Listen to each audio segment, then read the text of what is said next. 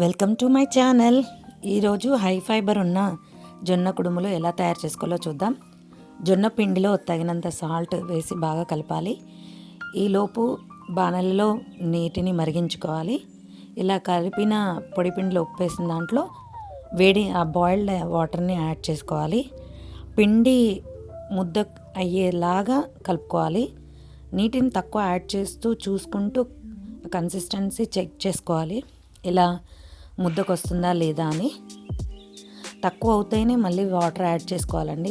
Loose అవుతే మాత్రం చాలా ఇబ్బంది అవుతుంది. సో అలా చెక్ చేసుకుంటూ పిండిని బాగా నాదాలి. ఎంత నాదితే అంత బాగుంటుందండి.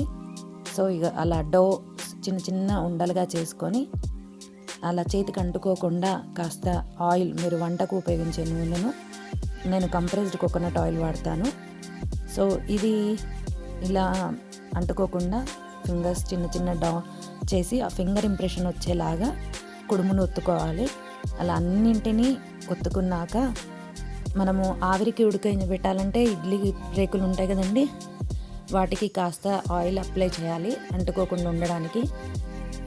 ఈలోపు బౌల్లో మనం ఉడికించుకోవడానికి కంటైనర్ స్టవ్ పైన పెట్టుకోవాలి. అలా రేకులలో వీటన్నింటినీ అమర్చుకోవాలి. ఒకదానిపైన ఒకటి గ్యాప్ ఇచ్చాలండి. కాస్త గ్యాప్ ఉండడం వల్ల ఏంటంటే స్టీమ్ అందులో కూడా వెళ్ళి మిగిలిన అన్ని కుడుములు ఈవెన్గా ఉడుకుతాయి అన్నమాట. చూడండి, అలా అమర్చుకోవాలి. ఇంకా పై దాకా అమర్చవచ్చు. కనీసం అలా మూతతో కవర్ చేసి 1/2 అవర్ పడుతుందండి ఉడకడానికి. మనం సన్నగా ఉత్తుకుంటే తొందరగా ఉడుకుతాయి. మనం ఉడికిందో లేదో చెక్ చేసుకోవడానికి అది చూడండి, ఇలా ప్రెస్ చేసి చూడవచ్చు, పిండిలా కనబడుతుంది. దీని కాంబినేషన్ ఉల్లికారము. ఉల్లిపాయ ముక్కల్ని చిన్నగా తరుక్కొని ఉప్పు కారం యాడ్ చేసుకొని దానికి కాస్త నూనె వేసుకొని పక్కన పెట్టుకోవాలి. మీరు స్పైసీగా తింటే మాత్రం కారం ఎక్కువ వేసుకోండి. స్పైసీ తక్కువ అనుకుంటే మాత్రం కారం తక్కువగా వేసుకోండి. ఉప్పు రుచికి తగినంతగా వేసుకొని ఆయిల్ ఎక్కువ వేసుకోండి. అప్పుడు టేస్టీగా, లిక్విడ్గా, గ్రేవీగా ఉంటుంది. సో ఈ ఉల్లికారం ఫస్టే చేసుకోవాలి.